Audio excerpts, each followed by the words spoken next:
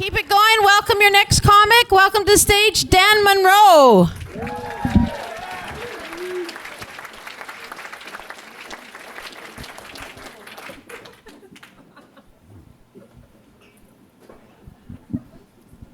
Hi, everybody. Know what you're thinking, and no, I can't sell you drugs. If you do need drugs, do what the rest of us do and go downtown, tell a naturopath that your back hurts, and give her $40. Speaking of drugs, I was thinking about Humpty Dumpty the other day, and if all the king's horses and all the king's men couldn't put Humpty back together again, at what point is that just bad resource management? I mean, first of all, why are you giving this job to a horse? They lack the fine motor skills and manual dexterity needed to adequately repair an egg.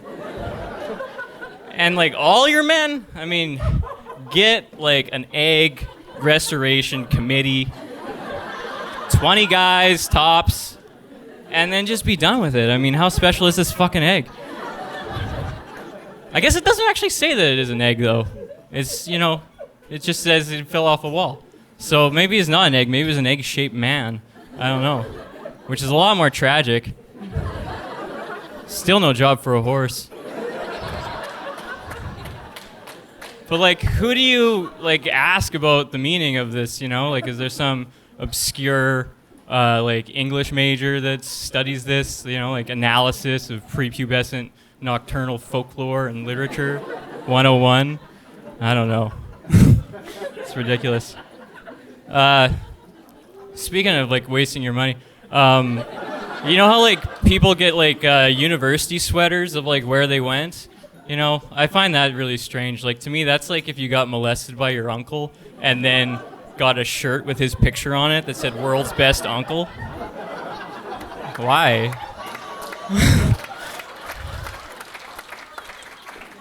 Do you guys like the Olympics? I don't really like them.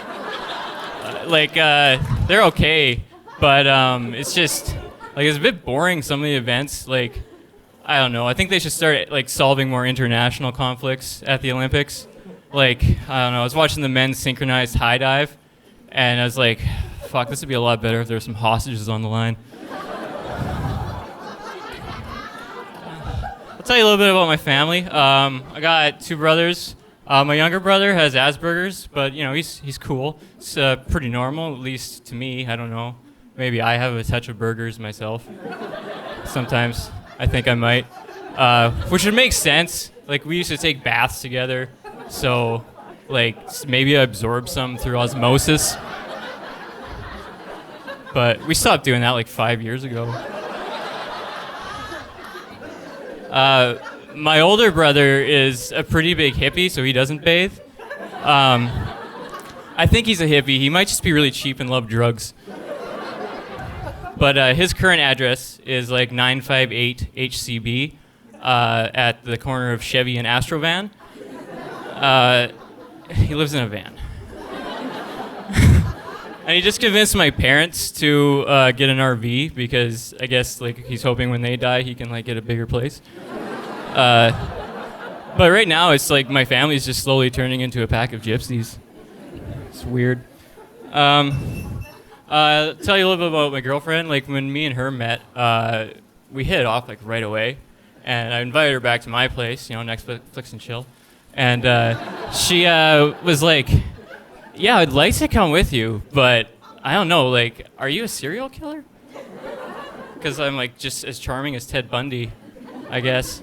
But that's we don't share any of the same extracurricular activities outside of that. And why would I tell her if I was a serial killer? That's the first thing they teach you in serial killer school is to not say that you're a serial killer. I bet. I don't know. I almost put my cover there. Yeah, I can understand though why she would ask that. You don't want to get home to a guy's place and then start getting serial murdered, and then be thinking to yourself oh, fuck, I should have asked him.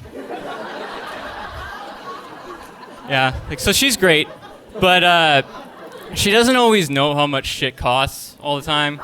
One time we were on the bus and we were driving down the coast in a really affluent area, like we bankrupted America affluent. And she sees this house. It's on a fucking island.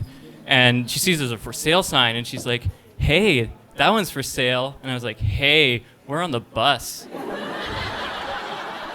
Anyway, that's it for me. Thanks, everybody.